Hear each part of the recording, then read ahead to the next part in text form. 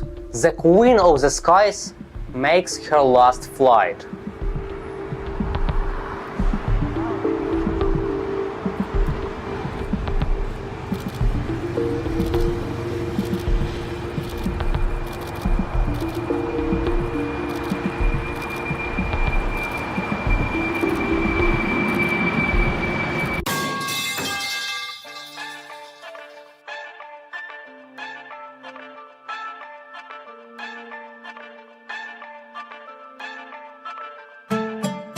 But Lufthansa, against all logic, keeps running 747s for decades to come. Frankly speaking, today there are fewer than 39 active passenger 747s, and 27 of them are operated by Lufthansa. That's about 70%. I've prepared some facts for you. Japan Airlines, JAL, formerly the largest operator of 747s, retired them before 2011, shifting long-haul work to the twin-engine 777. Singapore Airlines, the first operator of the 747-400 in 1989, made the Megatop's final flight in 2012. Air France held a farewell ceremony for the Jumbo in January 2016. Ending almost 45 years of using the Jumbo jet. They received their first 747 in 1970. United Airlines and Delta Airlines, the last two US operators, simultaneously completed their final commercial flights with the 747 in the fourth quarter of 2017. Qantas Australia retired its Jumbos in July 2020, conducting a symbolic farewell flight with a kangaroo figure in the sky. British Airways, Europe's largest operator of 747s, announced in July 2020 that it had made the heartbreaking decision to retire its entire fleet of 31 Boeing 747-400s ahead of schedule due to the pandemic. The airline had been using the 747 for almost 50 years, since the day of Boeing, and had planned to keep them until 2024, but the crisis forced it to say goodbye earlier. So the era of Jumbo is fading away. But why were ultra-high capacity aircraft created? Also, don't forget to like and subscribe, it is vital for me. To understand why Lufthansa keeps the 747 while others retire it, we first need to see why gigantic jets were built at all. First of all, it's the idea of large hubs. In other words, a person flies from their local city, for example to London. Then they fly to New York, and from there take a local flight, for example to Allentown. It means that the country has several large international entry points and a bunch of smaller airports that serve domestic logistics or at best receive flights from neighboring countries. First commercial jetliners like the 707 and DC-8 made long trips faster and cheaper. Passenger numbers grew every year, often by double digits. Older planes simply could not carry enough people on the busiest routes. This is where the 747 idea came from. Airports like Heathrow, JFK, John F. Kennedy International Airport, Narita and Frankfurt were already jam-packed. If you cannot add more takeoffs and landings, you make each flight bigger.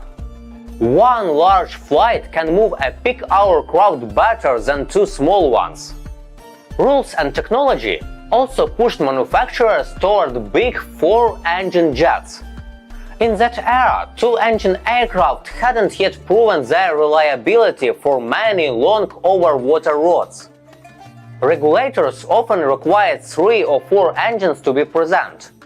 Engines themselves were weaker than today's General Electric GE90 or Rolls-Royce Stantec WB. So to lift 350–500 people far and safely, 4 engines were the practical choice. There was another profitable stream – cargo transport. The 747's wide body has big lower holes, so one flight could earn from passengers and freight, very useful across the Atlantic and to Asia.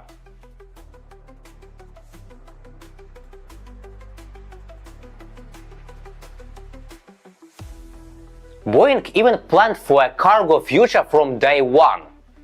They put the cockpit on the upper deck, so the nose could open as a big cargo door.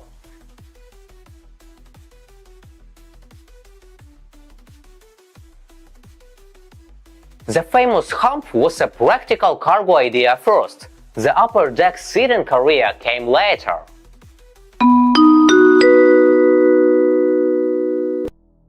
Incidentally, we are currently observing that this calculation has proven successful.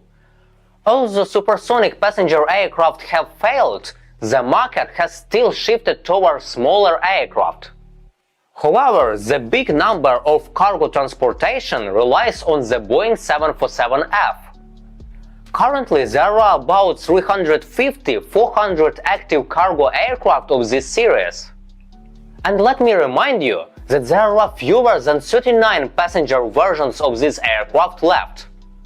And of course, prestige matters. Flag carriers like Pan Am wanted a national flagship. Flying the biggest airliners signaled the status and technical strength of the USA. Put together: big hubs, full airports, older engines, rules, and extra cargo revenue.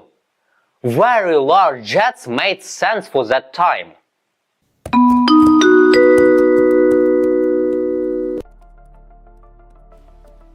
But why such a wonderful aircraft lost its meaning now?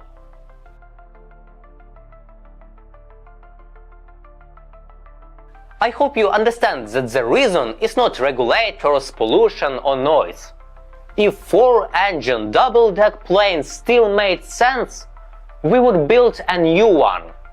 We would use General Electric GE9X or Rolls-Royce 10XWB engines, the ones on the 777X and A380. It could have from 600 to 800 seats, maybe close to 1000 in a tight layout. I'll say even more. Per seat, it could be quieter and burn less fuel. Regulators would be happier, airlines would save money. Even within the 747 family progress was made. The 747-8 burns about 50% less fuel than the 747-400, around 3.5 liters per 100 passenger kilometers versus 4.27. However, this still means roughly 30–35% more fuel burn per seat than the Airbus A380-900, around 2.4 liters per 100 passenger kilometer. Lufthansa is well aware of this gap. The oncoming Boeing 777X is expected to offer 25–30 better fuel efficiency per seat than the 747-8, while keeping roughly the same capacity, 400 seats.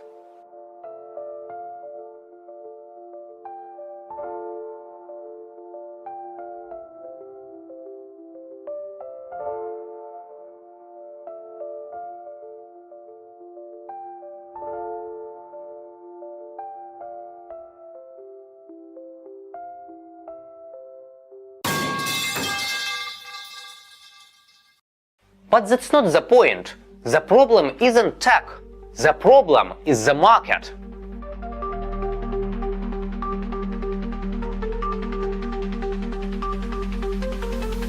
We don't live in a pure hub-and-spoke world anymore. Today, many roads work point-to-point. You don't have to pass through a mega hub every time. You can board in a regional city and fly directly to another city. Not Milan, Frankfurt, Tokyo. Think Bologna, Fukuoka. On a smaller, efficient twin. What made this possible? Simply because after the arrival of Airbus A380, ETOPS rules changed significantly. Previously, twin-engine aircraft were allowed to be at most 1 hour of flight from a reserve airport. But now this number has grown to more than 6 hours. This means that most routes can now be flown directly.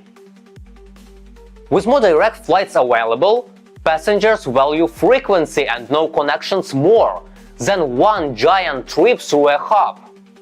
2 or 3 mid-sized flights a day are better than one huge departure for both passengers and airlines.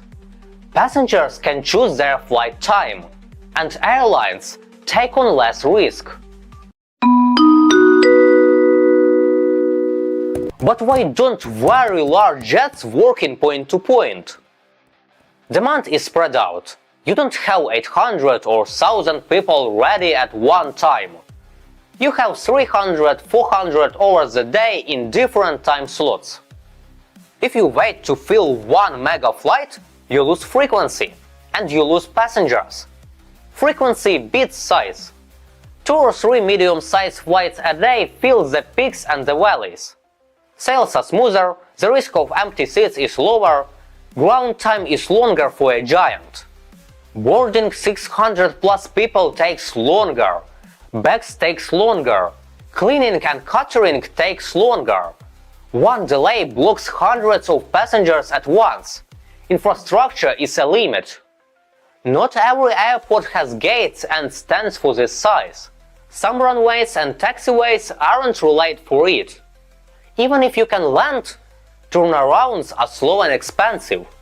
If you look closely, there are only a few routes in the world that truly need a Boeing 747 or an Airbus A380.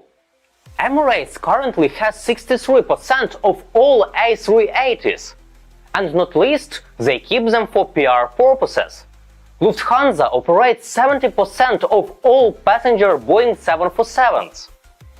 The real need of ultra-high-capacity aircraft is somewhere around 100 planes. That isn't enough to keep building new aircraft of this size profitably.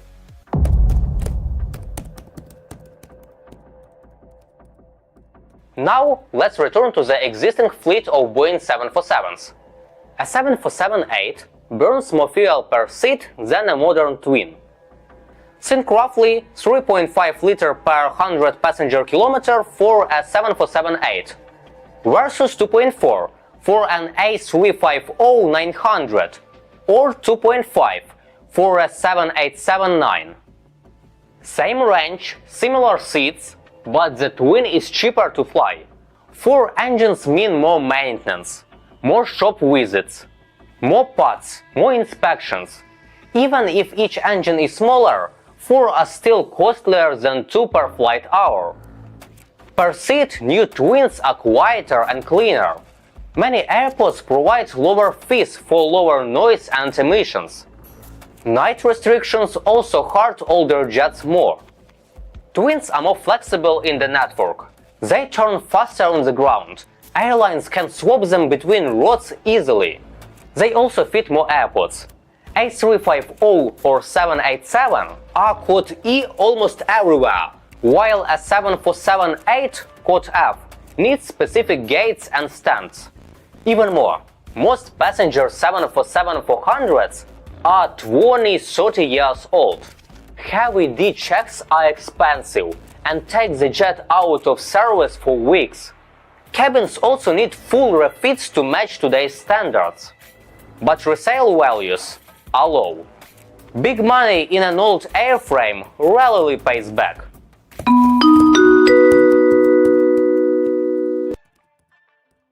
Lufthansa remains one of the few carriers that continues to actively operate the legendary 4-engine Boeing 747 on passenger flights.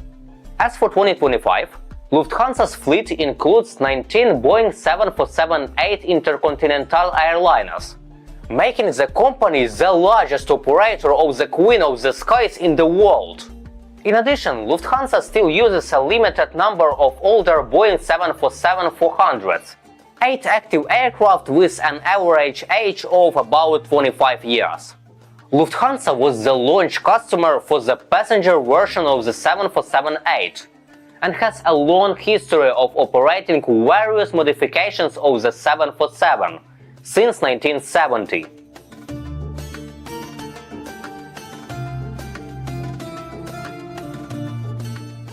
They received the first production Boeing 747-8 Intercontinental in May 2012.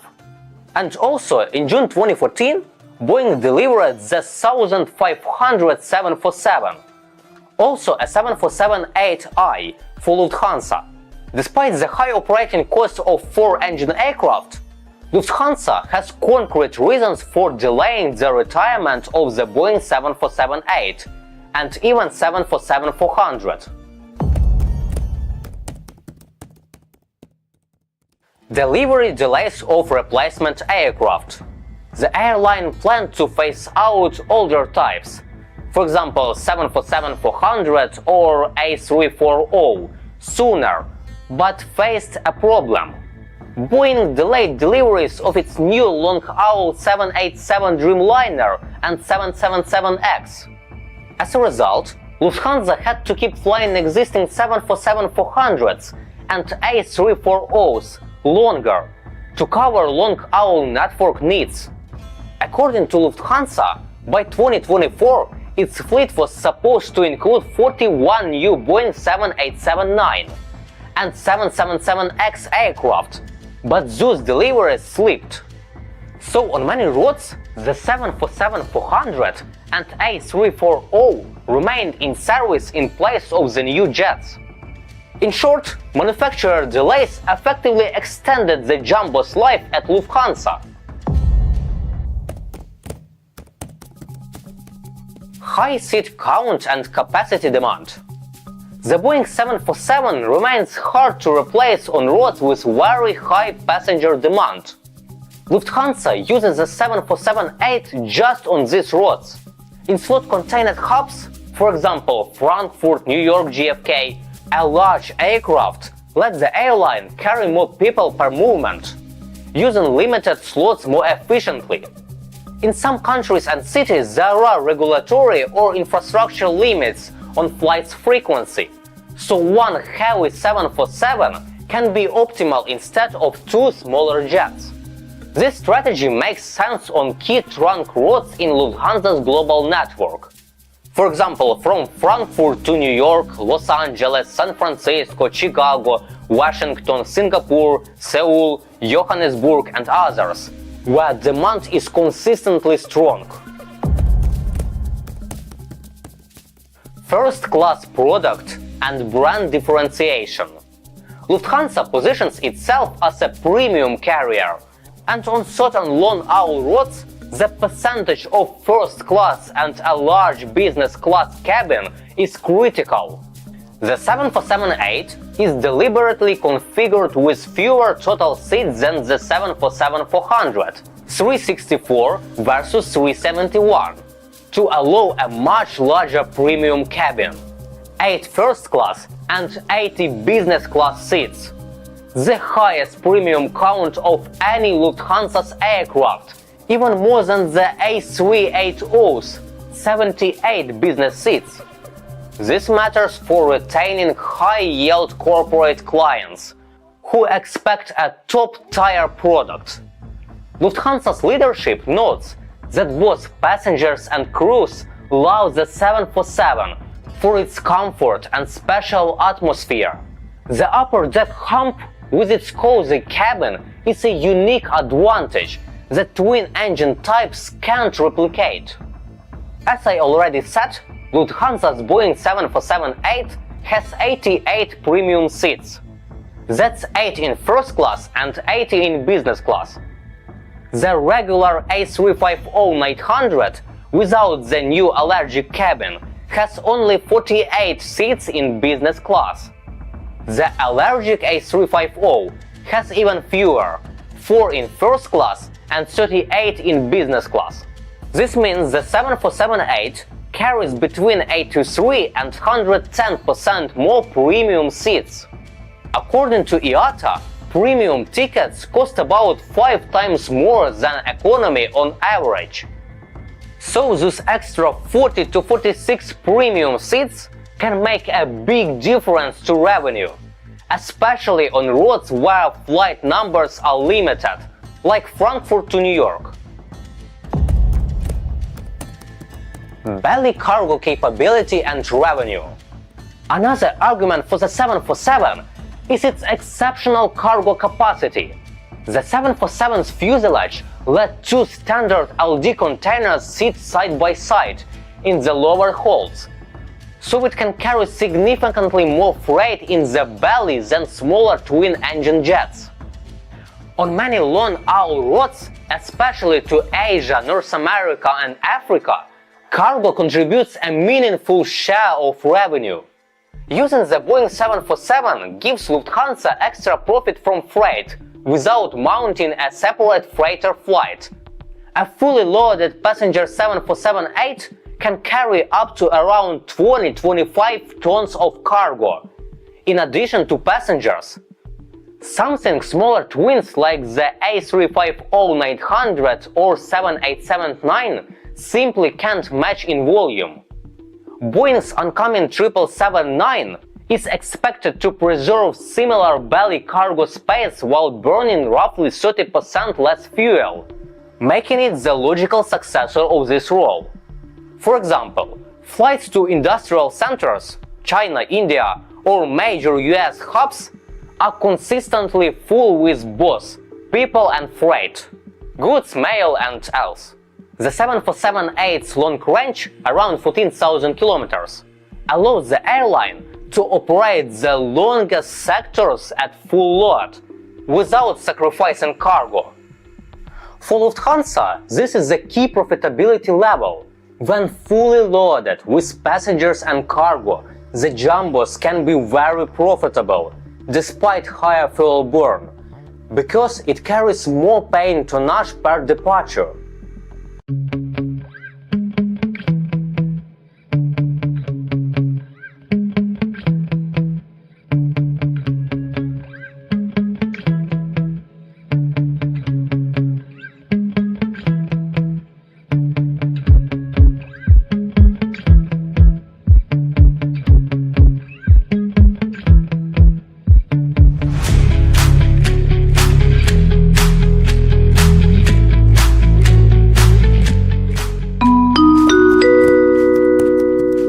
Maximizing ROI on already owned assets. The Boeing 747-8s are relatively young, delivered from 2012 to 2015, and Lufthansa bought them on attractive terms. As launch customer, Lufthansa ordered 747-8i in 2006 with list price of $5.5 billion. But after large discounts, the effective price was about 3.2, approximately 160 million per aircraft. The airline aims to work off that investment over the aircraft's full useful life. Most Lufthansa 747-8s have not yet reached even half of their design life, so it is economically sensible to keep operating them, especially with lease or depreciation already partly paid down. Even if new types promise lower operating costs, a properly deployed 747-8 can still deliver solid returns. From a capital cost perspective, each 747-8 seat costs Lufthansa around $449,000, around 5% less than the equivalent figure on the Airbus A380. On dense roads with high load factors, this makes the jumbo competitive, despite higher fuel burn. As Lufthansa notes, while newer jets have lower maintenance and fuel costs, on dense roads with strong demand, the 747-8 provides excellent ROI, return on investment. In other words, when the jumbo flies full, its seat cost can be fully competitive. Prestige and the emotional factor. While not purely economic, Lufthansa has repeatedly emphasized its special attachment to the Boeing 747 as part of the brand's story. Having the 747 in the fleet sets the airline apart and supports its image. Many customers actively choose 747 flights for the unique Queen of the Skies experience. CEO put it plainly: "Our crews love the 747, our passengers love it." At Lufthansa, we are now looking at another modernization of our 747-8s across all classes, so this aircraft can fly well into the next decade. In that sense, keeping the 747 is also about the soul of the Lufthansa brand, which has long been associated with jumbo jets.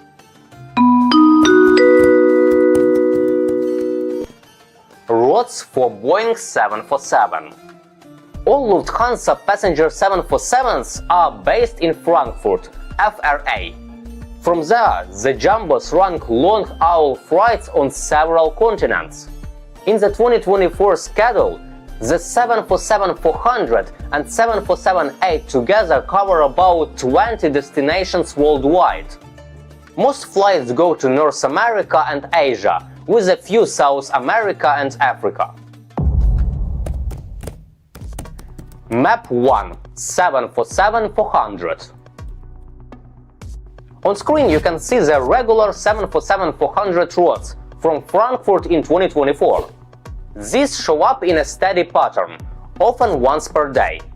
In North America, the 747-400 flies to New York, JFK, Washington Dulles, Toronto, Vancouver and Houston. In Asia, it serves Bengaluru, Seoul, Delhi and Mumbai. Demand on these routes is strong enough to fill a large aircraft throughout the year. For example, flights to New York, JFK, are operated twice a day, and one of these flights, LH400-401, is scheduled especially for the 747-400. In Canada, Toronto and Vancouver are typically seasonal peaks when summer traffic is high. Map 2. 747-8. Now you are seeing the 747-8 network for 2024. The newer 8 version covers a wider set of long-haul routes. In North America, it flies daily to Los Angeles, San Francisco, Miami, Mexico City, Chicago, Newark, and it also covers one of the 2 daily Washington IAD flights. In Asia, it serves Tokyo, Haneda, Singapore, Shanghai, seasonally alternating with the A380-600, and shared with the 400 versions Seoul and Barnaul. In Africa, the 747-8 operates Frankfurt-Johannesburg. In South America, Lufthansa uses the 747-8 to São Paulo and Buenos Aires. These are long 11–13-hour sectors that need both range and a lot of seats. The choice of these 747 routes comes from a mix of factors: very high passenger demand, often with a large premium share, strong cargo volumes, and the right infrastructure at the destination airports. Almost all of these cities are major international hubs or megacities, where Lufthansa can fill a 364-seat 747-8 without trouble. For example, flights to New York, Los Angeles and Singapore draw many business travelers and tourists, and the 747's belly holds are often packed with cargo, which makes the flight even more profitable. In Mexico City, MEX, and Johannesburg, GNB, elevation also matters. These airports sit high above sea level, the air is thinner, and full-weight takeoff is harder. In such conditions, the 4-engine 747 provides stronger thrust and performance compared to twin-engine types, which adds confidence in safety and schedule reliability. Finally, there is a historical element. Lufthansa has flown the jumbo to places like Tokyo and Johannesburg for many years, and these services are part of the airline's identity, which also supports demand. Many aviation geeks and loyal customers choose the 747 on purpose. Why Boeing 747 and not Airbus A380? But you may ask me, why Boeing 747, not Airbus A380? It seems more suitable for super heavy roads. Lufthansa's Airbus A380 has 509 seats. At first, 78 business, 52 premium economy and 371 economy. To keep even an 85% load factor, the airline must sell about 433 seats on every flight. Outside peak season, that's hard to do. The Boeing 747-8 in Lufthansa's layout has 364 seats, so it is much easier to fill year-round. This reduces the risk of flying with hundreds of empty seats and allows the airline to run more frequent flights, instead of relying on one giant departure. Infrastructure matters too. Both aircraft are Code F, but the A380 needs special two-level boarding bridges for quick turnarounds. A normal turnaround of an A380 takes about 90–110 minutes. The 747-8 can use standard single-level gates, making it easier to operate at airports that don't have full A380 facilities. Cargo is also critical. The passenger 747-8 can carry 36 LD3 containers in the lower deck, 20 in the front hold and 16 in the rear. After passenger baggage, about 26 LD3 positions remain for freight, roughly 115.9 cubic meters. The A380 can fit 38 LD3 containers, but with a full passenger load, around 16 go to baggage, leaving about 22 LD3 for cargo. In real operations, the 747-8 often carries more belly cargo than the A380 on long-haul flights. Range and weight also play a role. The 747-8i has a range of 7,730 miles, about 14,310 kilometers, wingspan 68.4 meters, and maximum takeoff weight (MTOW) of about 447 tons.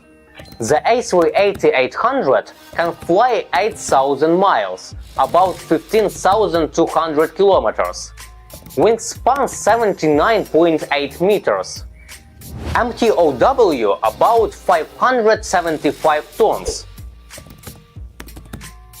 That higher empty weight on the A380 often eats into its usable cargo capacity on the longest sectors. The lighter 747-8 can keep both passengers and cargo at maximum load, even on 14,000 kilometers roads like Frankfurt-Buenos Aires or Frankfurt-Singapore. Fuel burn is another factor.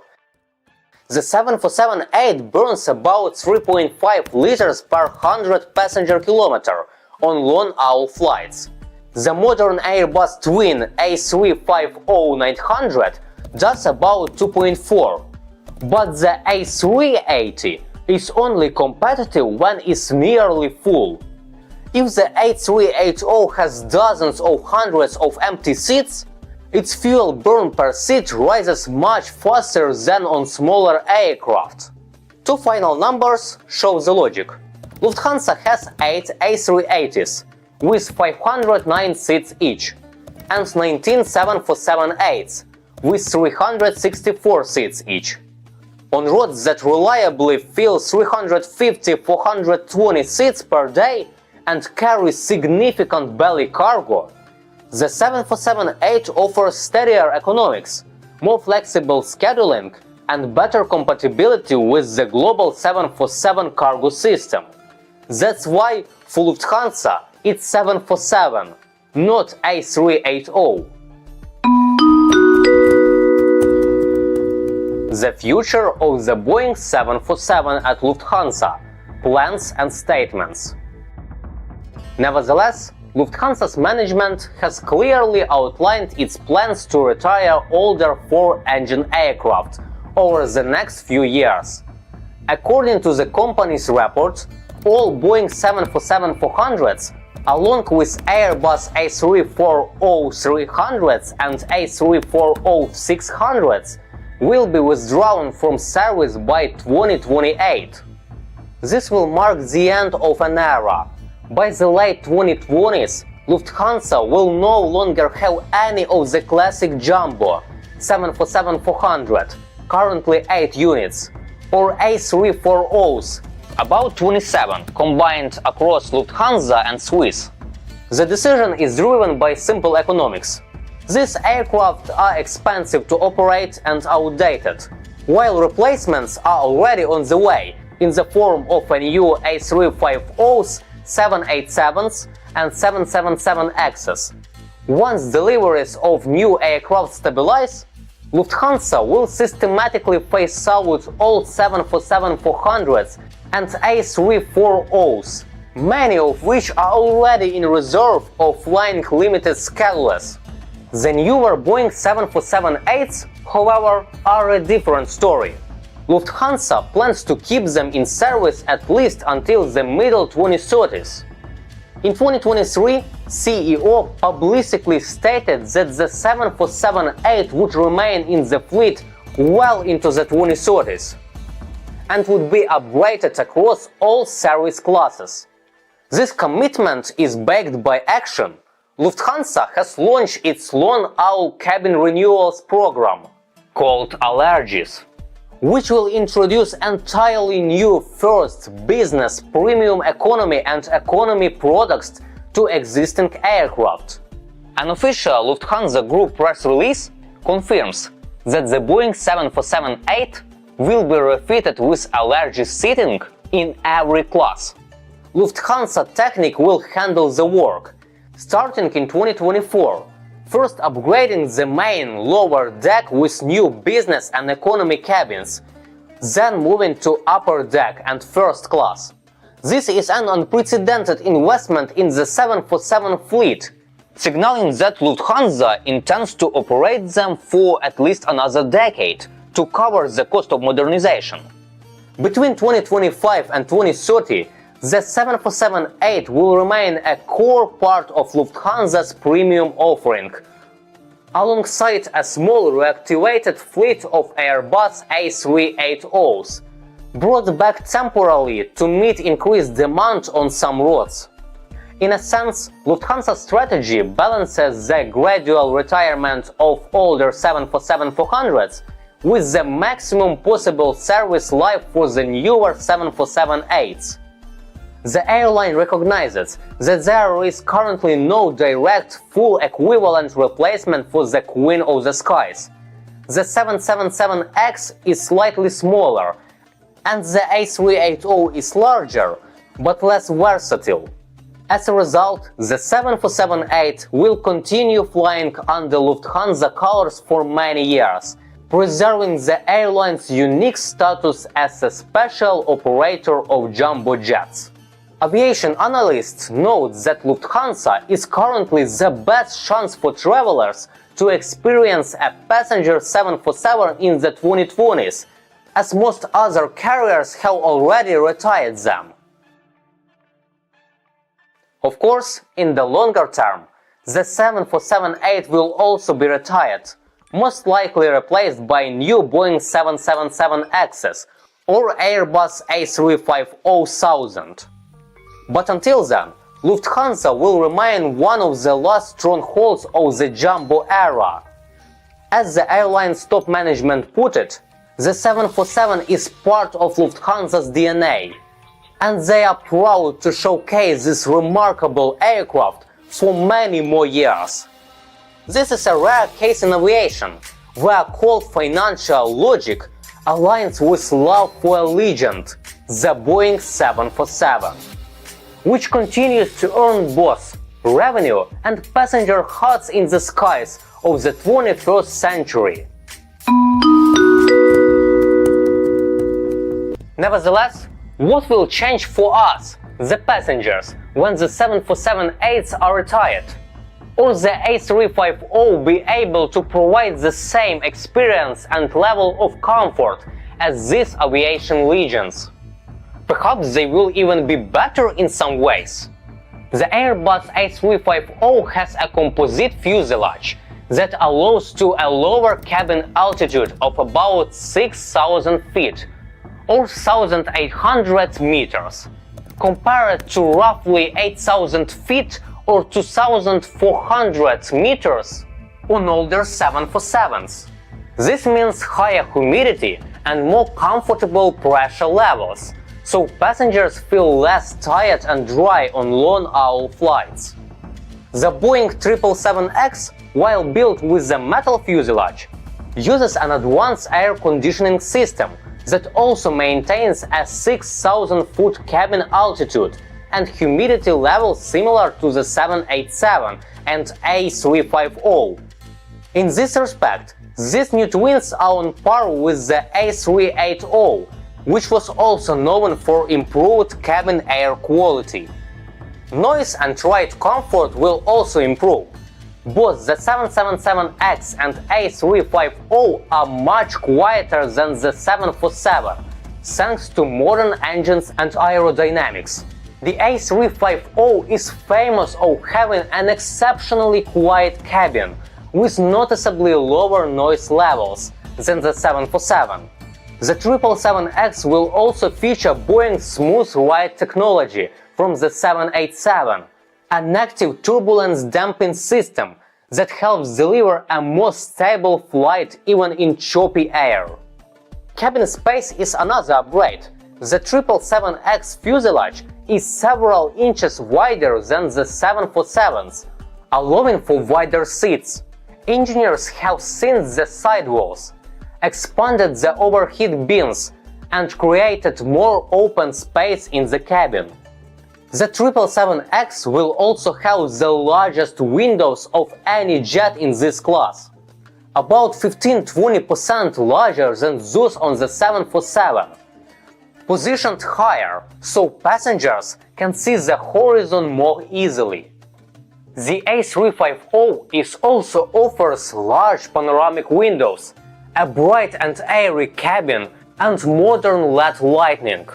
On the 777X, lighting will even include sky ceiling effects that can simulate a starry night. Finally, onboard technology will be a leap forward. Both the A350 and 777X will feature the latest in-flight entertainment systems, full Wi-Fi connectivity, and highly customizable lighting environments. In first class, the 777X will debut private suites that rival and in some ways exceeded the luxurious offerings once introduced on the A380. Comfort in the next generation of aircraft will no longer depend on the size of the jet, but on innovation, design, and passenger-focused details. What do you think? Of course, write your thoughts in the comments.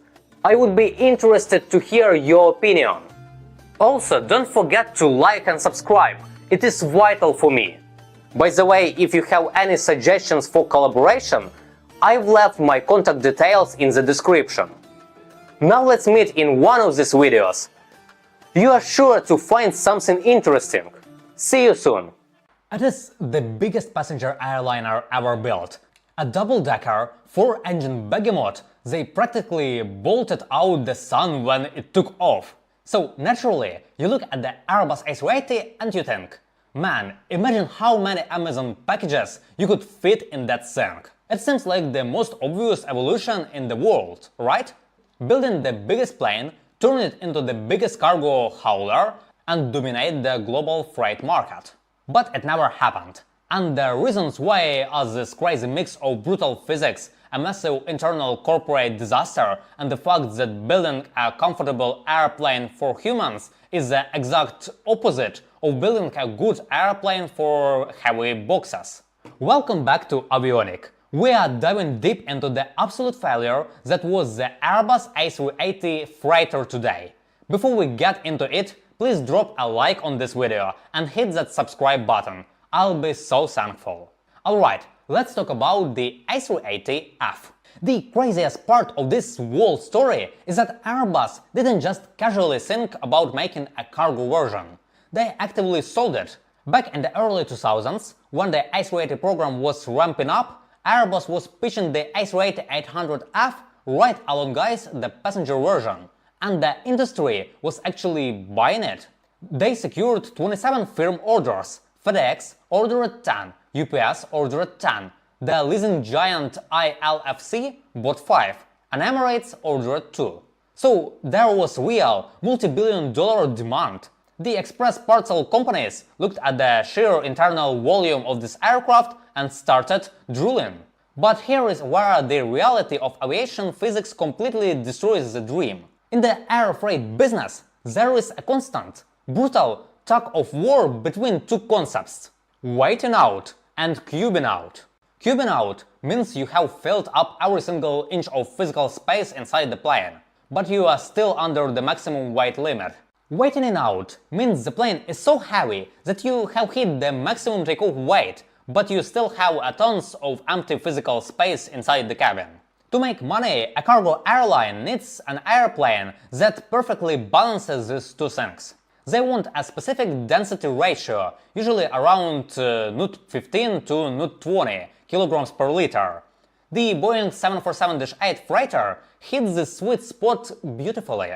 It fills up on volume at the exact same time it hits its maximum weight. It is incredibly efficient. The Airbus A380 freighter, on the other hand, was a density disaster. The proposed A380F had an almost unbelievable internal volume across its 3 decks: the lower hold, the main deck, and the upper deck. It had about 1,134 cubic meters of space, but its maximum structural payload capacity was scrapped at around 150 tons. If you do the math, that gives the A380F a density ratio of about 0.13 kilograms per liter. What does that actually mean in the real world? It means that if you try to load an A380F with standard heavy commercial freight, the plane would hit its absolute maximum takeoff weight of 590,000 kilograms, while almost the entire upper deck was still completely empty. You would have airlines burning thousands of gallons of jet fuel just to fly around thousands of cubic feet of that empty air. That destroys your profit margins. Now, it made a little bit of sense for FedEx and UPS, because they ship cardboard boxes filled with clothes and electronics. High volume, low weight stuff. But for general heavy freight, the plane was practically useless. But let's pretend for a second that an airline bought it anyway. How do you actually get the cargo inside? If you look at the undisputed king of the air cargo, the Boeing 747, what is its defining feature? The nose door. Because the 747's cockpit is pushed all the way up into the iconic hump, the entire nose of the airplane can swing open on hinges. This means loadmasters can drive a massive, outsized cargo, oil drilling pipes, giant turbine engines, even helicopters, straight into the main deck. The Airbus A380's cockpit is situated midway between the main deck and the lower cargo hold. It built right into the nose structure. Because of that exact placement, it was structurally impossible to put a hinging nose door on the A380. So Airbus had to design a massive side-loading cargo doors. And this created a terrifying center of gravity problem. Because of the massive sweep of the A380's wings, these main deck cargo doors would have been positioned significantly ahead of the wing. If you are loading 150 tons of heavy freight through the side door near the front of the plane, you are putting a massive amount of weight forward the landing gear. Loadmasters would have to be incredibly, painstakingly slow. They would have to load a pallet in the front, pull it all the way to the back, load another one, push it to the back, constantly balancing the aircraft. If a crew messed up and loaded too much weight in the front too fast, or took too much weight out of the back during unloading, The entire airplane could literally tip backward, lifting the nose gear off the ground and slamming the tail onto the tarmac. It's a known risk of side-loading freighters, but the sheer size of the A380 would have made the loading process agonizingly slow. In a business where planes needed to be unloaded, reloaded and back in the air in 2 hours, that's a deal breaker. And then there's the upper deck. When Airbus designed the A380, they optimized every single millimeter of human comfort. It was absolutely not built with the heavy-duty, high-load burning floor beams required to support massive steel pallets of dense commercial freight. To make the A380F work, Airbus would have had to completely redesign and reinforce the upper deck floor structure. That added structural reinforcement would have added thousands of pounds of dead weight to the empty airplane, further reducing the actual paying cargo it could carry. On top of that, how do you even get cargo up there? The upper deck of an A380 is nearly 8 meters or 26 feet in the air. Standard airport cargo loaders do not reach that high. The entire global logistic network would have had to invent, build and buy specialized high-lift loaders just for this one airplane, completely destroying its route flexibility. And even if you got the cargo up there, the fuselage of the A380 curves aggressively inward at the top to fit inside the standard 80-meter airport gate limit. You couldn't even fit standard 3-meter tall cargo pallets up against the walls. You'd have to use custom, shorter pallets, wasting even more space. It was an operational nightmare on paper, but even with all of those flaws, Airbus was still going to build it. FedEx and UPS were willing to deal with the quirks because they desperately needed the sheer volume of their lightweight parcels. So what actually killed the airplane? A software glitch. The Airbus teams in Germany and France were using different, incompatible versions of the CAD software called Katya. When it came time to actually assemble the very first physical airplanes, the hundreds of miles of incredibly complex electrical wiring harnesses built in Germany did not match the physical airframe sections built in France. The cables were too short, the connectors didn't line up. It was a catastrophic failure. Fixing this massive screw-up costs Airbus billions of dollars and delayed the entire A380 passenger program by years. They were in full panic mode. To save a flagship passenger plane, Airbus management made a brutal, trained decision. They pulled every single engineer, every single resource completely off the A380 freighter program. They froze it entirely. Suddenly, FedEx and UPS were told that the cargo planes they had ordered wouldn't be delivered until 2012, at the absolute earliest. In the logistic business, you can't just put your global growth on hold for 6 years. FedEx had had enough. In November 2006, they officially cancelled their order for all 10 A380 freighters. UPS held on a little longer, but finally pulled the plug in March 2007. They both took their billions of dollars across the street to Seattle and bought the incredibly efficient twin-engine Boeing 777 freighter instead. Without its anchor customers, the A380F was quietly taken behind the shed and put out of its misery. If you want absolute, undeniable proof that the A380 is a terrible cargo plane, you just have to look at what happened during the COVID-19 pandemic. In 2020, passenger travel stopped overnight, but the demand for medical supplies and e-commerce skyrocketed.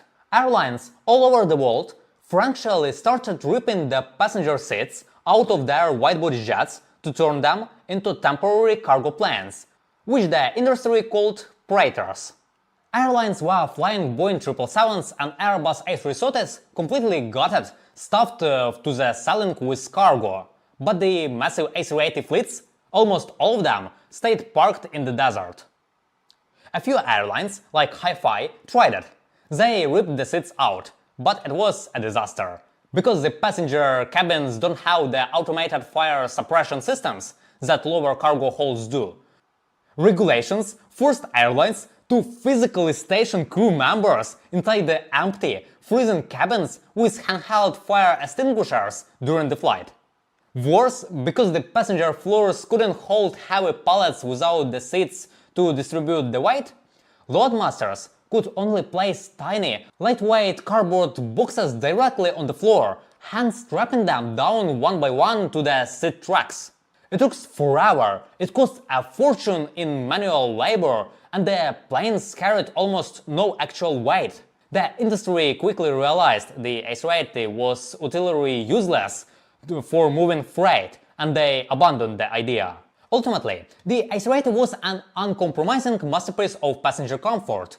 It is without a doubt one of the most incredible planes to ever fly on. But by optimizing it so heavily, so perfectly for human beings, Airbus accidentally engineered an airplane that was fundamentally incapable of doing anything else.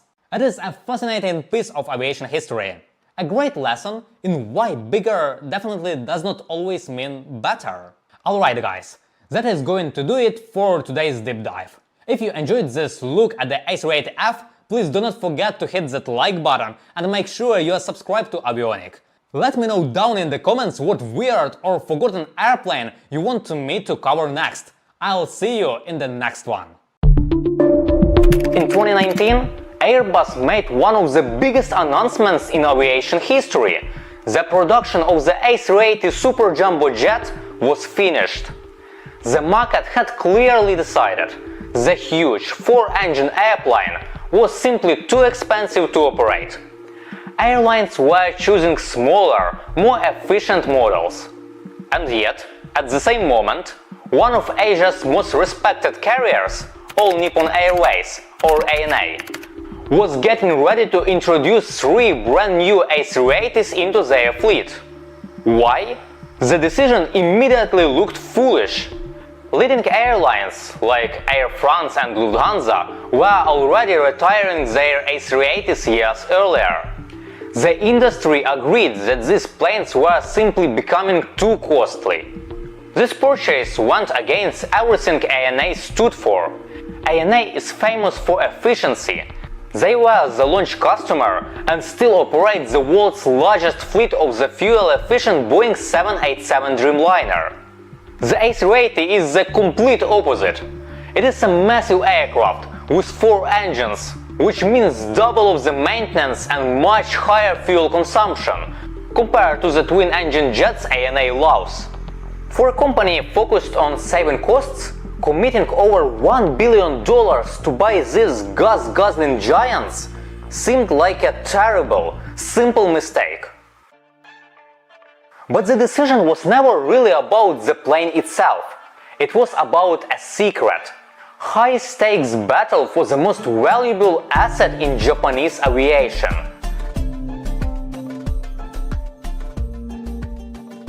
It was about making a calculated sacrifice to defeat a major American rival. The A380 was the price ANA had to pay. Fasten your seatbelts, check your like and subscription. Let's take off and find out. The ghost of Skymark Airlines. To truly understand ANA's strange purchase, we must first look at a smaller company, Skymark Airlines. Skymark was once the 3rd largest carrier in Japan. They tried to compete directly with giants like ANA and GAL. But they made one enormous, fatal gamble.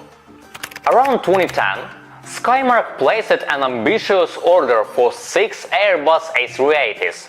This was a massive decision for a low-cost carrier, far too big for their financial stability. When Skymark couldn't afford the delivery payments and missed important deadlines, Airbus terminated the contract. This led to a huge penalty fee, in a range of $700 million. This fee, which Skymark simply couldn't pay, forced the airline to file for bankruptcy protection in January 2015. When an airline collapses, its most valuable assets are put on a market. For Skymark, the greatest prize wasn't the remains of its old fleet. It was the crucial landing and takeoff slot they controlled, especially at Tokyo's Haneda Airport. To explain the value, think of location. Haneda, HND, is only 14 kilometers from central Tokyo.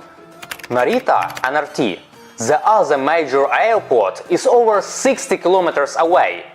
For a business traveler, the convenience of Haneda is priceless. Access to Haneda is strictly limited by the Japanese government. These slots cannot be bought or sold directly. For any airline, domestic or international, gaining a single slot at Haneda can unlock billions of yen in annual revenue.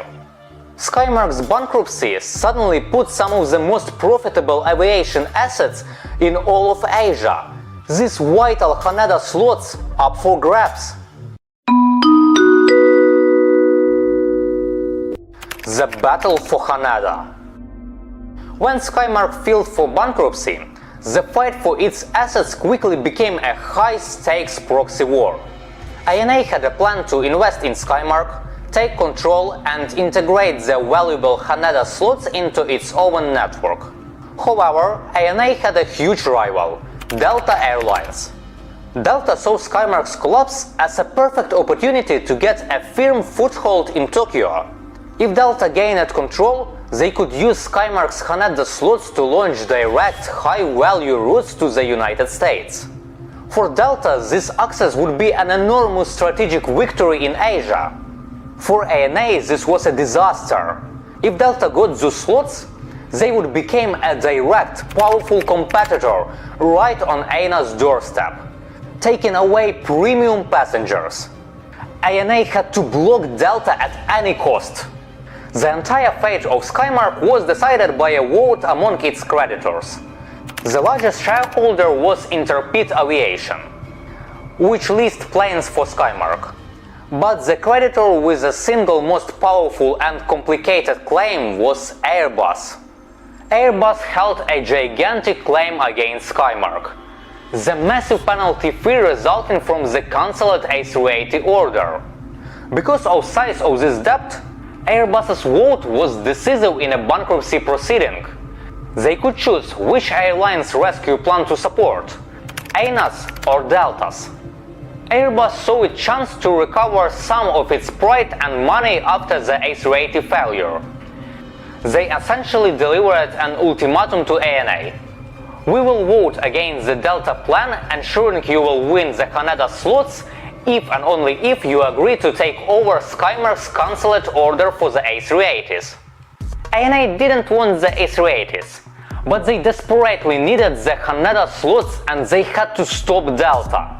So ANA was forced to agree to the deal, accepting the costly and difficult A380s as the ransom price for their most critical strategic asset. Lemons into lemonade. ANA was now stuck with 3 massive A380s they didn't want. The question was, what to do with planes that are too big and too expensive for your main business routes? The A380 simply wasn't the right fit for routes like Tokyo to London or New York. Those routes demand flexibility and frequent flights, which the efficient Boeing 787 and 777 provide. An A380 flight is too large. If a flight is cancelled or delayed, the airline suddenly has 520 passengers who need rebooking, causing a massive logistical problem. ANA had to find a route where the huge capacity was actually an advantage. The answer was Honolulu, Hawaii. Hawaii is the single most popular holiday destination for Japanese tourists. It is a market driven by seasonal peaks and large family groups. This route has historically been dominated by ANA's main rival, Japan Airlines, JAL. ANA realized they could use the A380's high capacity to flood the market, effectively lowering the price per seat and challenging JAL's monopoly. This decision was a strategic attack. Instead of matching JAL's frequency, ANA focused on matching their total volume with just one massive plane. To make the flight itself a unique product, ANA created the Flying Honu concept. They introduced 3 unique liveries, each painted with a different endangered sea turtle. This branding transformed the aircraft from a business problem into a family-friendly tourist attraction. Inside the plane, the layout was designed specifically for leisure travel. The cabin mix. ANA put only 520 seats on a plane, fewer than many competitors, to offer more space. Special features. They added the ANA coaches system in economy class, which allows a row of seats to be turned into a sofa for families. They also added economy class coaches and a premium economy section that was much larger than on other jets. By making the flight part of the holiday experience, ANA turned the difficult, oversized plane into a destination in itself. Was the price worth it? The ultimate question is simple. Did this crazy gamble pay off? Yes, it did.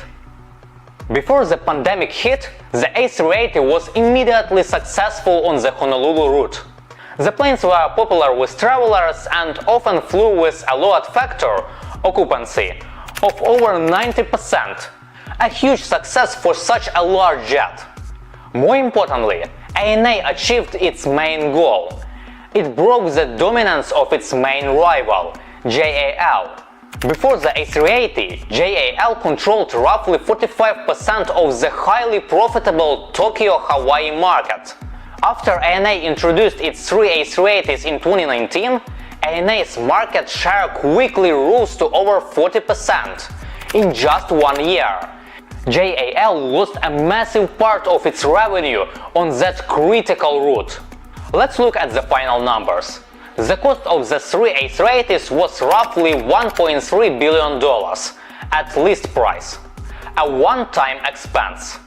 But the strategic asset ANA secured to Haneda Airport is expected to generate an estimated $500 million to $700 million in additional annual revenue for ANA across its entire network. The main lesson here is clear. A strategic asset is always more valuable than an efficient machine. The question was never about the operational cost of the plane, it was about the final price. ANA didn't buy these massive inefficient airplanes. ANA bought an estimated $500 million per year in permanent strategic advantage. They purchased the A380 as necessary entry fee to secure market dominance in Tokyo. What do you think about ANA's decision? I'd love to hear your thoughts in the comments. And if you like this video, consider subscribing. I'm just starting this channel, but I put a lot of effort into every video to make it clear, accurate and worth your time. And now let's meet in these videos. You definitely will find something interesting. I found a weird abandoned version B787-3, and it was a real project, by the way. Could you imagine like 757 and 787 had a baby? It's literally what I've accidentally found surfing the internet. It is for sure a weird concept, because just why would you ever need a widebody which can fly only 5,000 miles? So today we will find this out. Actually, the intended range was even shorter. We are talking about a Dreamliner optimized for routes as short as 200 nautical miles. A specialized machine designed to act like a city bus taking off and landing up to 10 times a day. This wasn't just a paper plane, it has 43 firm orders. It had a completely unique wing structure that looked nothing like the 787 we know today. And it was killed not by a crash, but by the concrete geometry of Japanese airports and the brutal physics of structural weight. In the next 15 minutes, we are going to dig into the hidden specification, the aerodynamic compromises, and the exact economic data that turned this plane into a ghost. But before we open the technical manuals, please hit this like button and subscribe to the channel if you enjoy deep engineering analysis. It helps me a lot. Now let's look at the numbers. Part 1. The anatomy of a mutant. To understand why this plane failed, we first need to understand what it actually was. Because from the outside, the fuselage of the 787-3 was identical to the standard 787-8. Same length, same composite barrel, same passenger capacity. But underneath the skin, it was a completely different animal. Let's look at the hidden numbers. The most critical difference was the MTOW, maximum takeoff weight. The standard 787-8 has an MTOW of roughly 228 tons. The 787-3, it was capped at just 165 tons. That is a 28% reduction. Why would Boeing deliberately cripple their own aircraft? Two reasons: landing fees and structural life. Airport fees are often calculated based on maximum certified weight. Airlines operating 45-minute flights would be paying long-haul prices for short hops. However, notice the MZFW, max zero fuel weight. It remained exactly the same as 161 tons. The 787-3 could carry the exact same heavy payload of passengers and cargo as the long-range version. It just couldn't carry the fuel to get them very far. It was a tank designed to be full of people, but empty of gas. But the real engineering crime, or innovation, depending on how you look at it, was the wing.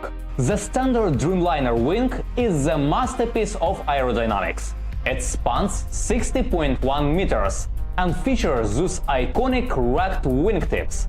These sweep back to reduce drag during high-speed cruise at Mach 85. They are elegant, efficient, and huge. The 787-3 wing was chopped, literally. Boeing engineers reduced the span to 51.7 meters, and because they removed those efficient ranked tips, they had to bolt on massive vertical blended winglets. Similar what you see on a 737 or 767. Now let's get into the physics. Why is a shorter wing a problem? It comes down to induced drag defined by this formula. Look at the denominator, b squared. That is your wingspan squared. Mathematically, cutting the wing from 60 meters to 52 meters theoretically increases induced drag by 25 to 30% for the same lift. This is why the 787-3 needed those vertical winglets. They weren't a stylistic choice. They were a necessary aerodynamic crutch, or fence, to stop high-pressure air from curling over the wingtip and destroying the lift efficiency entirely. So we have a heavy wide body with clipped wings, high drag and reduced fuel capacity. Why on earth did Boeing build this Frankenstein? The answer lies in the concrete geometry of two specific airports in Japan. Part 2. The Japanese trap and high cycle hull. The 787-3 wasn't designed strictly for the sky. It was designed for the ground. Specifically the concrete aprons of Tokyo Haneda and Osaka Itami. These aren't just airports. They are high-speed mass transit hubs. In Japan, domestic routes like Tokyo to Sapporo operate with high frequency of a subway line, often seeing 50 widebody flights a day. But there was a physical problem. The domestic terminals in Japan were built around ICAO Code D standards. This code limits aircraft wingspan to exactly 52 meters, the size of a Boeing 767-300 or the Airbus A380. If ANA or GAL tried to park a standard 787-8 with its 60-meter wingspan at these domestic gates, it would cause what is known as wingtip overlap. Essentially, one Dreamliner would block the gates on either side of it, creating dead zones. In an airport running at 99% capacity, losing two gates just to park one plane is an operational disaster. This is why the 787-3's wings were clipped to that magic number, 51.7 meters. It was the maximum amount of airplane you could physically fit into the parking slot. But filling into the gate was only half the battle. The mission profile was the other half. A standard long-haul aircraft flies for 12 hours, lands and resets. It performs one flight cycle per day. The 787-3 was built for high-cycle operations. We are talking about flight times of 45 to 90 minutes, with turnarounds of just 30 minutes.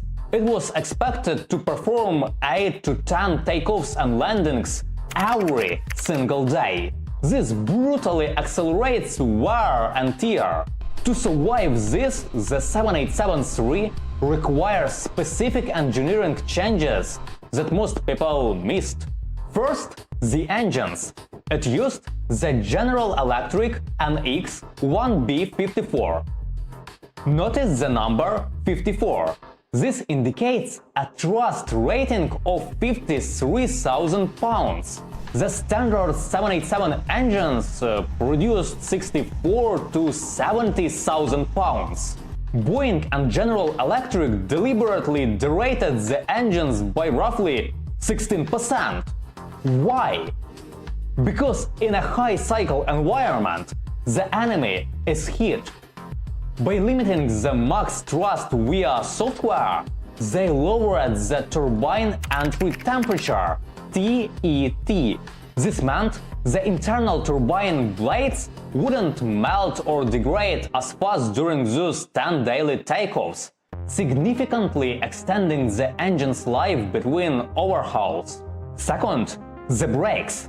Traditional hydraulic brakes get incredibly hot during landings and require cooling fans or long wait times before the plane can push back again. The 787 introduced electric brakes. These were a game changer for the 3 variant. They offered better thermal dissipation and allowed the aircraft to land, unload, load and taxi out again without waiting for the brakes to cool down.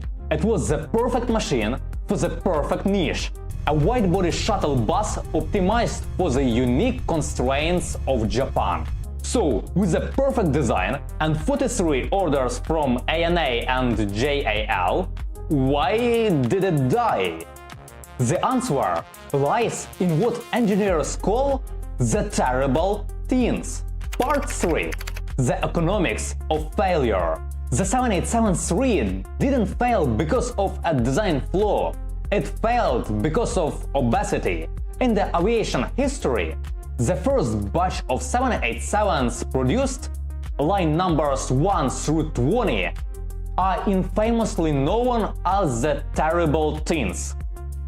Due to early struggles with manufacturing carbon fiber on such a massive scale, this aircraft came off the assembly line significantly overweight. Reports indicate these early frames were between 2.3 and 6.8 metric tons heavier than their target weight. For the long-haul 787-8, this weight penalty was a nuance. It meant the airline just had to carry a little less cargo or fly significantly shorter routes. It was manageable. But for the 787-3, this was a death sentence. Remember, the 787-3 used the exact same fuselage structure. It inherited all that excess structural weight. On a 10-hour flight, The fuel efficiency of the 787's engines eventually pays off. But on a 45-minute hop, you are spending the entire flight burning fuel just to lift the heavy composite structure into the air, only to land immediately. The composite advantage completely evaporated. Let's look at the CASM, cost per available seat mile. This is the only number that matters to an airline CEO.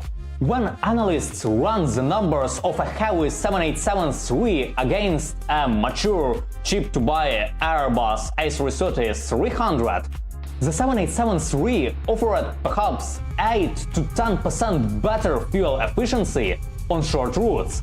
But its ownership, costs, the monthly lease payments, and insurance for a brand new high-tech jet were nearly 30% higher than the older Airbus. For a regional carrier, the small fuel saving could never pay the massive price tag of the plane. Then the timeline collapsed. The entire Dreamliner program was years behind schedule. Japan Airlines, one of the two key customers, entered bankruptcy protection in 2010. They needed a reliable airplanes immediately, not experimental prototypes that were overweight and years late. They realized the standard 787-8, while not optimized for their gates, was at least going to be built. They converted their orders to the long-haul version. With the Japanese anchor customers gone, Boeing looked around for other buyers. British Airways for Heathrow, United for US hubs. They all said no. The capital cost was simply too high for a short-range plane. In December 2010, Boeing quietly removed the 787-3 from its price list. The project was dead. But here is the twist. Today, 15 years later, the weight problems are fixed. The 787 is lighter, stronger, and better. So, could the 787-3 actually work now? Part 4. Revival and the what-if scenario. With the 787 program now mature and the weight issues long gone, could Boeing bring this plane back today? Technically, yes. In fact, if they built a 787-3X, today it would be a beast. We now have the technology that was considered science fiction in 2004. Folding wingtips. Instead of chopping the wing and destroying the aerodynamics, a modern 787-3 could simply fold its tips. It would have the full efficient 60-meter span in the air to save fuel, and then fold to 52 meters on the ground to fit into the tight gates at Haneda or Heathrow. It solves every problem the original had. But it will never happen. And the reason isn't technical, it is the rise of the super narrow body. Since 2010, the market has fundamentally shifted. Aircraft like the Airbus A321neo and the Boeing 737 MAX 10 have changed the mass. These are single-aisle planes that can now carry up to 240 passengers. Compare the economics. To fly a wide-body 787-3 on a short route, you are dragging a massive heavy fuselage designed for 2 aisles and cargo containers that you might not even feel. To fly a 737 MAX 10 on the same route, you carry almost 80% of the same passenger load, but with a trip cost that is roughly 40% lower. The efficiency of modern narrow bodies has cannibalized the market for short-range wide-bodies. Unless an airport is so incredibly slot-constrained that you need to squeeze every single human possible into one departure slot, the wide-body just doesn't make financial sense. The niche that the 787-3 tried to fill simply doesn't exist anymore. The Boeing 787-3 remains one of aviation's most fascinating what-ifs. It was a scalpel designed for a very specific surgery, but between the manufacturing delays, the weight penalties, and the shift in market, the patient died before the surgery could even begin. Its legacy, however, lives on.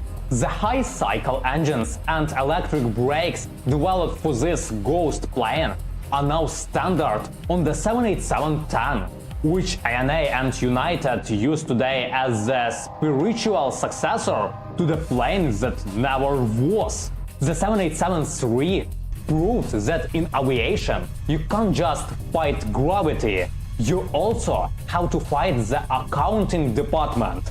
And usually, the accountants win. Thanks for watching. If you enjoyed this deep dive, press the like and subscribe button. Fly safe and see you in the next one. Picture this. In the early 2000s, Airbus officially launched the A380, a massive double-decker engineering marvel. Over the next few years, international airlines are throwing billions of dollars at it. Emirates, Singapore, British Airways, Qantas, they are all lining up. But the US carriers? They didn't order a single one. Not one. It is honestly one of the most fascinating anomalies in commercial aviation history. You have the country with the most robust aviation market on the planet, with incredible global reach, and they just completely blanked the super jumbo. Why? Today we are breaking down the real reasons, and I promise you, it goes way deeper than just the plane was too big. It's a story of brutal airline economics, incredibly bad timing, and a hidden cargo war. But before we unpack the real reason US carriers dodged the A380, do me a huge favor, hit that like button and subscribe to the channel. It takes 2 seconds and it really helps push these aviation deep dives out to more people.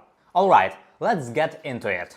To really understand this, we have to start with a massive philosophical disagreement between Airbus and Boeing about the future of travel. When Airbus designed the A380, they were looking at a map of the world and seeing the massive congestion. Their bet was that mega hub places like London, Heathrow, JFK, Tokyo, Dubai were going to run out of runway slots. So the only way to move more people was to build a much bigger plane. You fly 500 to 600 people between these massive hubs on an A380 and then distribute them on smaller planes to their final destinations. But US carriers saw the completely opposite future. They were looking at a point-to-point model. The US airlines realized something incredibly important about their most profitable customers – business travelers. Corporate travelers don't care about double-decker plane with a bar. They care about their schedule. If you are flying from New York to London on business, you want the option to leave at 8 AM, noon, 4 PM, 8 PM or 10 PM. You want frequency. You can't do that with an A380. If an airline uses an A380, they have to consolidate all those passengers into 1 or 2 massive flights a day to actually fill the plane and make it profitable. US airlines knew that if they dropped their flight frequencies to fill an A380, those high-paying business travelers would simply book a ticket on a competitor who offered a flight time that better fit their schedule. At the exact same time the A380 was coming to life, Boeing was developing the 787 Dreamliner. It was a smaller, highly efficient twin-engine jet that could fly incredibly long distances, completely bypassing those mega hubs. The US airlines basically looked at the A380 and realized it solved a problem they weren't planning on having. But let's say US carriers actually wanted the A380. Let's say United or Delta looked at it and thought, maybe we can make this work on a few ultra-dense routes. Well, there was a massive elephant in the room. The timing of the A380 was absolutely catastrophic for the American aviation industry. The A380 program was launched in late 2000. It first flew in 2005 and it entered commercial service in 2007. Look at what was happening to the legacy US carriers during that exact time window. In 2001, the aviation industry suffered an unprecedented shock. Between 2002 and 2005, United Airlines, US Airways, Delta Airlines, and Northwest Airlines all filed for Chapter 11 bankruptcy protection. Then the 2008 global financial crisis hit, and by 2011, American Airlines was also in bankruptcy. During the critical years when Airbus was desperately trying to lock in launch customers and fill its order book, every major legacy US airline was literally fighting for its life. They were slashing pensions, cutting routes, and trying to survive. They had zero capital to risk on a totally unproven $400 million four-engine experimental aircraft. By the time the US carriers finally merged, restructured, and returned to profitability in the 2010s, the era of the four-engine jet was already over. The twin-engine revolution had won. And speaking of twin-engine jets, we have to talk about the secret moneymaker of international flights, belly freight. When you fly internationally, your passenger ticket is only part of airline's revenue. The cargo hold underneath your fleet is packed with commercial freight, and that freight is highly lucrative. Sometimes the cargo alone covers the operating cost of the flight, and the passenger tickets are just pure profit. This is why the A380 got completely decimated by its main competitor, the Boeing 777-300ER. Because the A380 has a second passenger deck, the structural floor of the main deck is lower. This severely limits the volume of the cargo hold relative to the massive size of the aircraft. To put some real numbers on this, a Boeing 777-300ER has a total cargo volume of roughly 7,120 cubic feet. The Airbus A380, despite being a tremendously larger airplane, has a cargo volume of only about 6,190 cubic feet. US carriers rely heavily on cargo revenue.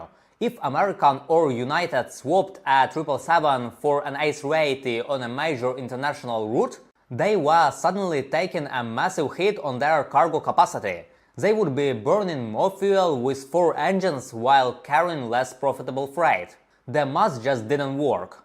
Now here is a piece of the puzzle that almost everyone missed. It's a massive loophole in international aviation. US airlines didn't actually need to buy the A380 because their European partners bought it for them. Let me explain. Modern international aviation is heavily dictated by what are called joint ventures. These are legally immune partnerships where airlines essentially act as a single company on specific international routes. American Airlines has a massive transatlantic joint venture with British Airways. Delta Airlines has one with Air France. Both British Airways and Air France bought and operated the A380. So if American Airlines customer wanted to fly from Miami to London on an A380, American would just sell them a code-share ticket on a British Airways A380. American Airlines still got a piece of the profit from that flight, but they completely avoided the risk. They didn't have to spend $500 million buying the plane. They didn't have to train dedicated pilots for it. They didn't have to maintain 4 massive Rolls-Royce engines. They got the A380 revenue with zero A380 liability. It was a financial cheat code.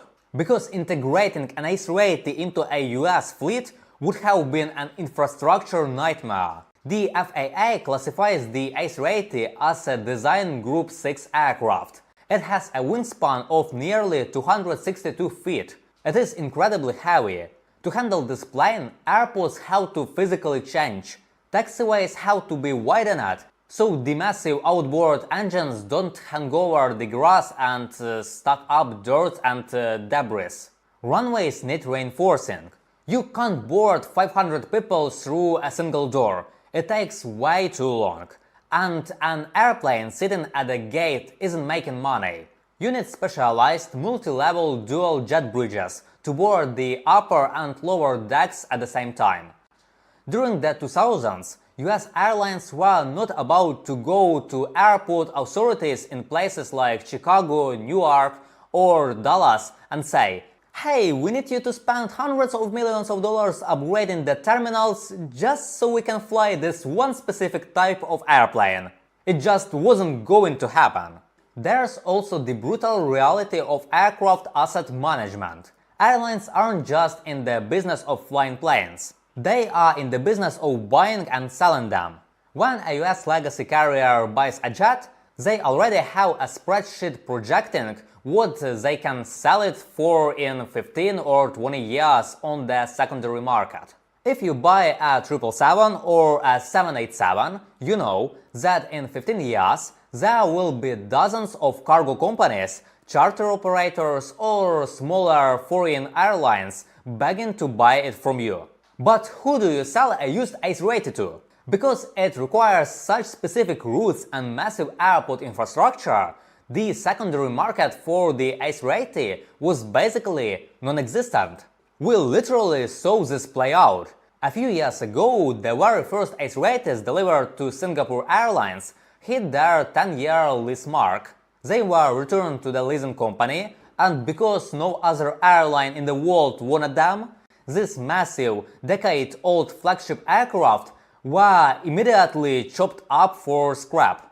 For an airline accountant at Delta or United, seeing a 10-year-old aircraft get scrapped is a nightmare scenario. The residual value risk was just entirely too high. Finally, you have to look at the cabins. To make the fuel burn of those four engines profitable, the A380 relies heavily on ultra-premium first class. Airlines like Emirates and Singapore put in enclosed suites, showers and onboard lounges. They charge $10, $15, sometimes $20,000 for those tickets. That revenue offsets the operating costs. But the US airlines have a totally different domestic corporate culture.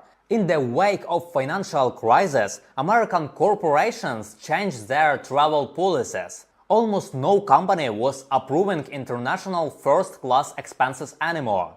Because of this, US airlines were actually in the process of ripping international first class out of their planes entirely, replacing it with highly efficient, dense business class cabins. If a US airline tried to fly on an A380 filled mostly with economy passengers and standard business class, without those $15,000 first class suites to subsidize the flight, they would bleed money on every single sector. When you put all these pieces together, the demand for high-frequency scheduling, the bankruptcies on early 2000s, the lack of belly cargo space, the joint venture loopholes, the infrastructure costs, and the non-existing secondary market, it becomes completely obvious why US carriers never touched the A380. It wasn't a mistake or an oversight, it was a highly calculated financial rejection. The US market was playing a completely different game than the one Airbus designed the A380 for.